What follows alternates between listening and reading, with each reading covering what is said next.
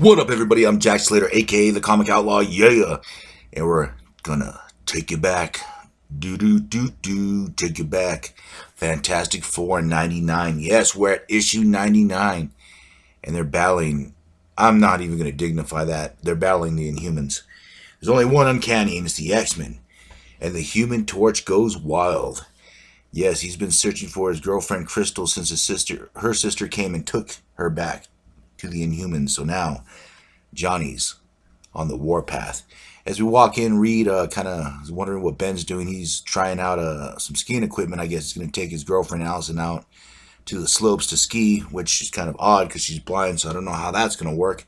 But anyways, this kind of big romantic ski trip. I think it's more for a little smoochy spoochies than it is for hitting the slopes, if you know what I'm saying. Reed explains that Johnny's gone. He went looking for Crystal. He's going to battle the Inhumans. And this is where Ben realizes that he's going to have to put his trip on hold. He's not very happy about that. Of course, the Torch is just speeding through country after country. You know, treaties be damned. He's dodging missiles. He's dodging this. He has to find Crystal. And he ends up hiding out in the Himalayas because it starts to rain. And like I said, this is the old school Fantastic Four. So Johnny doesn't have complete mastery over his powers yet. He stops in a cave, kind of makes himself a big fire, passes out, and of course someone comes out of nowhere and says, "An outsider." And we all know that this is a member of the Inhumans. Johnny kind of stumbled upon the place. He didn't know exactly where he was looking. He kind of had a rough idea. Meanwhile, they take off in one of Reed's new gizmos, a ship that I guess could go out in outer space and kind of go around the world. So they kind of leave orbit and they get hit by a meteor shower. Yes, they get hit by a meteor shower. And it forces them to land. Of course, Johnny's kind of having a battle with this Inhuman. Kind of looks like the Abominable Snowman a little bit. And this is where this guy realizes or thinks that Johnny's an Inhuman.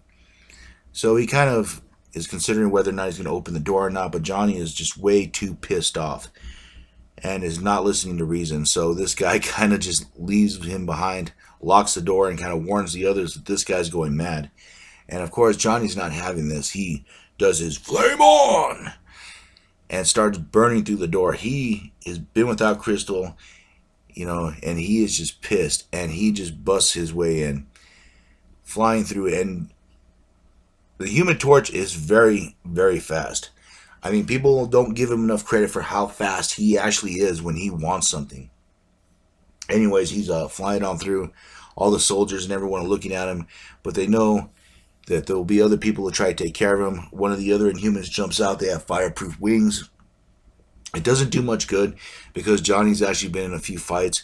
He manages to get his way out of it. And he has one goal to get to that throne room, to find out what's going on. So he demands an audience with Black Bolt, and by law, they have to let him through. So he walks into the throne room, and he is just a raving lunatic at this point. I mean, love will do crazy things to you, man. Love will bring you joy. Love will piss you off. And this is one of those examples where love just pisses you off. And Crystal's telling him, you know, you need to go. You need to leave. You're not invited here. You don't know what's going on. There's other forces at work here. Johnny is hearing none of it. He is tired of this. He's pissed off. And I quite frankly, I can't blame him. The Inhumans have a weird way of running things, especially in their own family. But of course, Johnny's not listening to reason, and neither is Medusa or Karnak. They take shots at him, and of course, all the Inhumans are trying to capture him. They're really not trying to kill him yet. So they're trying to subdue the young man, but he is just not having it. Like I said, he's flaming on. He's threatened to burn this place to ashes, which pisses Medusa off. And who can blame her? This is her home. This is her family. She is queen, and she is just not going to take that from a brat kid who's hooked up with her sister. So the fight goes on. Of course, the Fantastic Four to land. They had themselves a little side adventure, and they're getting ready to go back in their ship, but they need one thing. Certain components are broken, so they need Ben to give them a nice big boost. And the ever-loving, blue-eyed Benjamin J. Grimm is always willing to help, especially when his ski trip is on the line. So he picks him up, gives them the oomph they need. Mr. Fantastic reaches out for him, grabs him. And of course, the villagers are wondering where the fourth member was. And then one mentions that's who they're looking for. So that explains that. Anyways, back to the fight.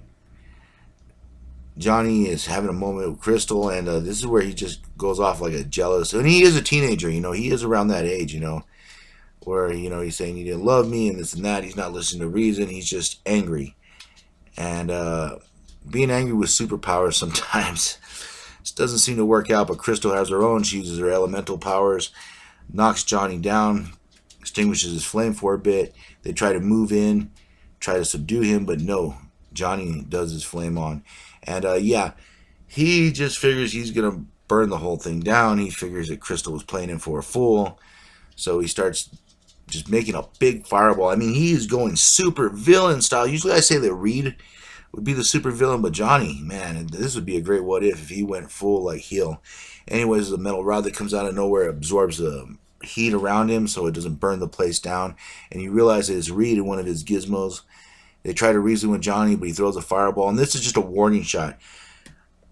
And Sue kind of explains, you want this girl, but you're acting like a child. You're not acting like a man. You need to straighten up right now. You need to ask what's going on. You need to talk to her. And if she doesn't want you, she doesn't want you. Of course, Crystal explains that Black Bolt was sick and they needed to use her powers with a little bit of science in order to save his life. She does love him. He does love her. Ben kind of pushes them back together as the main matchmaker so he could get a ski trip after all. I mean, Benjamin J. Grimm does deserve some relaxation, if you know what I'm saying. Jack Slater, man, and I'll catch you on the flip side. Yeah.